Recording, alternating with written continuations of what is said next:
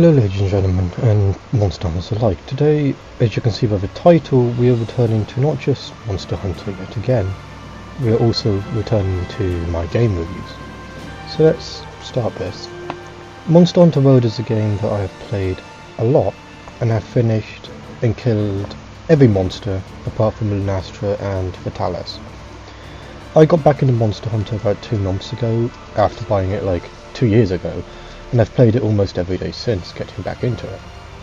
Originally I didn't enjoy the game, but only because everyone I spoke to I didn't want to play it, as it's not their type of game. I find that personally the game is a lot funner with friends, but once you get past the boredom of the start game farming, the monsters get better and it becomes more fun to play, but it doesn't take long to get to the fun stuff.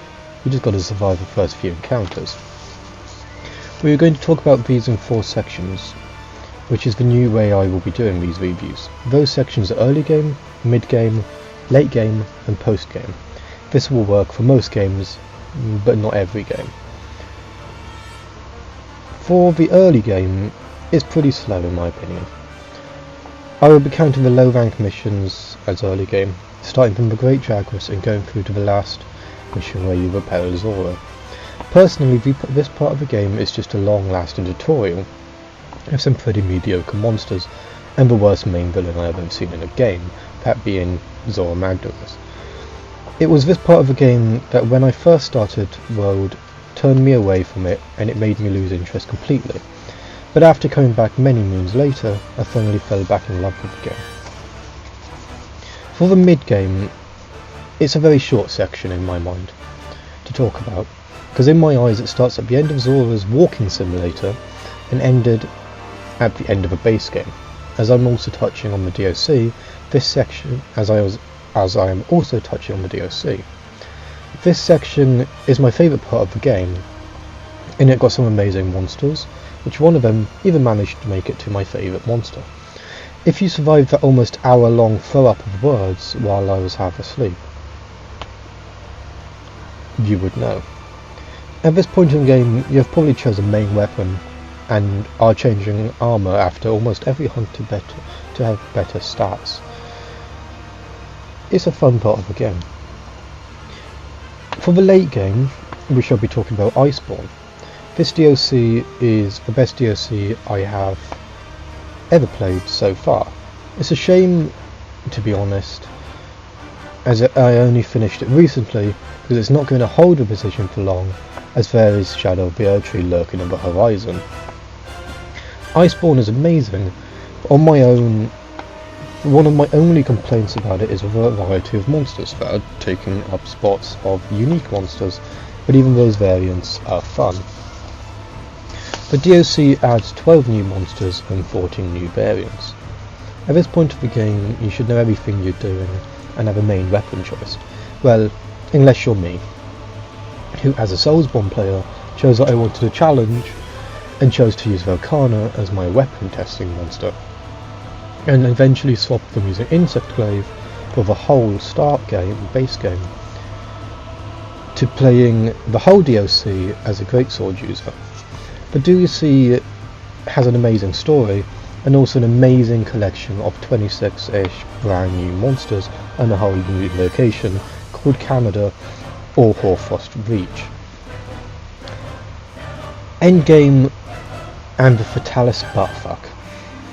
Surprisingly, the DLC isn't as bad as you have. The DLC isn't the end as you have Fatalis, who will bully you like an insecure child. But first you have to get through even stronger monsters like the elemental Death Dragon and Smaug, which guards the way to the bully Fatalis. This part of the game is just upgrading your weapons and armour, as well as fighting tempered monsters to get better stuff and constantly dying.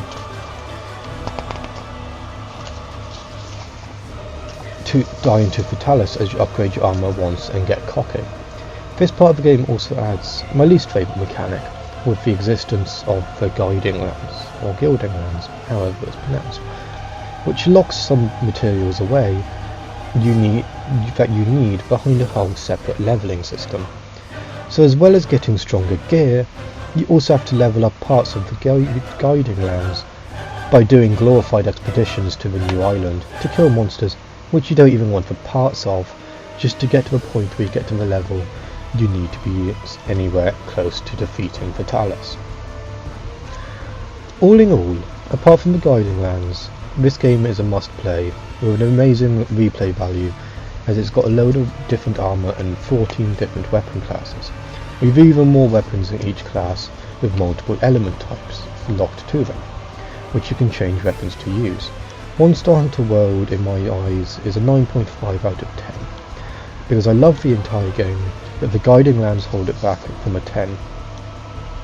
In May 2024 so far, Monster Hunter World has an average of just 44,000 players on Steam, and this number was taken on May 1st. Monster Hunter World is a 6-year-old game, and has very much withstood the test of time, and now with Monster Hunter Wilds on the horizon, it'll probably find a rise in players.